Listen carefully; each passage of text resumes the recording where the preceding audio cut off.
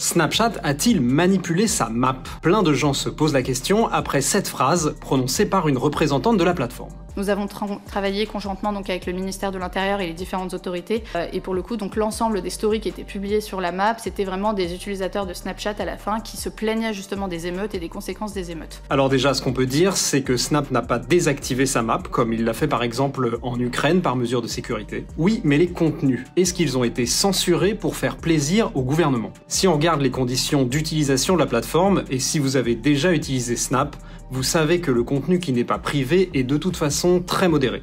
La violence, la pornographie, les actes illégaux en général, tout ça normalement ne doit pas se retrouver sur la map. Mais dans le cas des émeutes, c'est plus compliqué. Bien sûr, beaucoup des vidéos diffusées étaient de nature à être filtrées, mais le gouvernement est aussi intervenu en demandant à la plateforme d'aller au-delà de ses responsabilités normales dans la suppression de contenu. Depuis plusieurs années, les autorités cherchent à mieux et surtout à plus réguler le contenu qui circule sur les réseaux sociaux.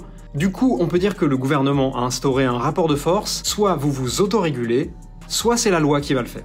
Alors on ne peut pas dire jusqu'à quel point la pression du gouvernement a influencé Snapchat, qui de toute façon modère toujours sa map, mais au minimum, on peut dire que le gouvernement a poussé Snap à appliquer ses conditions d'utilisation avec la plus grande sévérité au moment des émeutes.